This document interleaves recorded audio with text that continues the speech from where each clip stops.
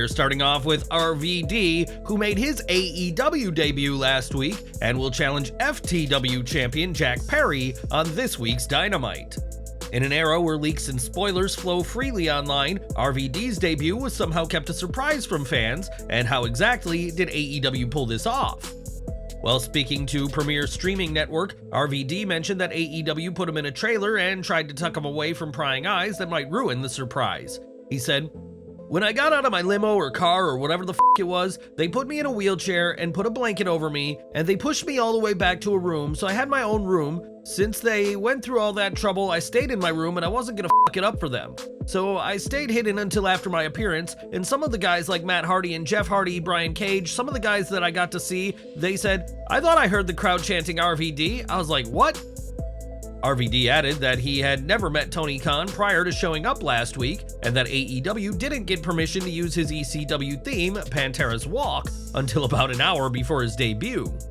Many suspect that RVD's in-ring debut this week won't be his last, and with the Hall of Famer having such a massive fan base, Tony Khan would be wise to keep him around.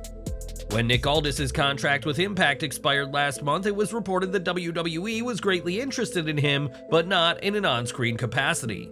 WWE was reportedly considering Aldis for a backstage producer role, and now both sides have taken a huge step into making those plans a reality. PW Insider reports that WWE has brought Aldis in for a tryout as a producer, and that he will be backstage at several upcoming tapings of WWE programming. Aldis was said to have been backstage at last night's Raw, but there's no word on which matches, if any, he was tasked with putting together. If Aldis' tryout is a success and he signs on as a producer, it could mark the end of his in-ring career, which at 36 years old could easily go on for many years to come. Aldis had a monumental run of success in the NWA, where he held the World Championship for 1,043 days and would headline the All In 2018 Indie Super Show as champion, facing Cody Rhodes. Ultimately, it'll be the decision of WWE and Aldis as to whether he'll be the company's next producer, but don't be surprised if the British star is using his knowledge backstage soon enough.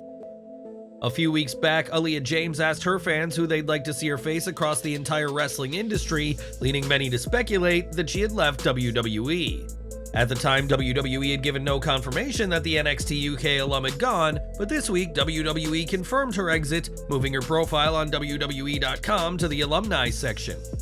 James was one of the very few NXT UK stars who wasn't released when the brand closed down, but unlike other stars of NXT UK, was not moved to NXT's American branch in Florida. Aaliyah James debuted in WWE in November of 2020 and would last compete in March of last year, and there's no confirmation on whether anything other than going unused led to her exit. As for what's next for James, she is a free agent, so could go anywhere, and we'll have to see where the young former superstar goes next.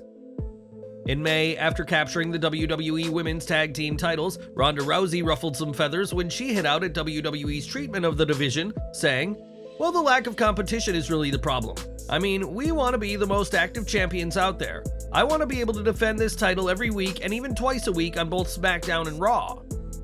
Much like her comments prior to WrestleMania 35 when she openly called WWE fake, many found this recent comment by Rousey to be too far, and it didn't make her any friends in WWE. Speaking to Inside the Ropes recently, Bayley, one half of the first WWE Women's Tag Team Champions, reflected on Rousey's comment and said, "If she wants more, then Ronda should do more. I'm tired of her saying she wants more. Come out here and do it. Let me see. Do I see Ronda Rousey out here doing interviews? No, I see Shayna Baszler. I don't see Ronda Rousey. I'm here." With Rousey done with WWE and Sonya Deville injured, the company will now have to forge a new path for the women's tag titles, but whatever the future holds, it won't include the baddest woman on the planet. It was only a couple of weeks ago that Brian Pillman Jr. parted AEW, and not long after, the second-generation star was spotted at WWE's Performance Center. Neither Pillman nor WWE have publicly commented on him being at the PC, but it appears that the WWE roster haven't seen the last of Pillman at WWE venues. PW Insider reports that Pillman will be present at tonight's taping of NXT, but there's no word on what his role will be at the show. The report added that Pillman is believed to have signed a contract with WWE mere weeks after his AEW exit, but again, that hasn't been confirmed by either side. WWE is obviously where Pillman's father, Brian Pillman Sr., competed for some time before his unfortunate passing in October of 1997, the afternoon of the first Bad Blood pay-per-view. In addition to AEW, Pillman Jr. made a name for himself in MLW and has worked in other promotions, so there's a lot of interest in what he'll do now that he's under contract with WWE. Now, Rhea Ripley has been feuding with Raquel Rodriguez in recent weeks, but even with the latter injured, that won't stop this feud from continuing. During a segment on Raw, Ripley would be part of a brawl, and at one point would throw her shoe at Candice LeRae, who hasn't competed in a singles match since a June episode of WWE Main Event. It took a lot of security and staff to separate the women before Dominic Mysterio calmed her down during the six-man tag team main event, which saw Cody Rhodes, Seth Rollins, and Shinsuke Nakamura get the win. Ripley has dominated the women's division for months, and while we don't see LeRae being the one to dethrone the Aussie superstar, a brief feud between the two would do a lot of favors for the often unused Candice. If you've been following Ryback on social media for any length of time, you'll know he loathes Vince McMahon, even using a horrific slur against McMahon's mother following her death at age 101. It's clear that no member of the McMahon family is off limits to Ryback and his vendetta against the chairman, and now the former WWE star has set his sights on Vince's estranged marriage to Linda. During a live stream, Ryback claimed that a number linked to Linda McMahon was trying to call him and joked that he should start dating Linda and perhaps marry her as the ultimate payback on Vince. Vince and Linda's marriage took a turn last year due to the hush money scandal, and it was reported that the pair were no longer living together after decades of being married. As for Ryback, this is just another petty, desperate act by the ex-star to remain relevant, as the big guy is better known for his outbursts and his unverified claims than anything he did in the ring.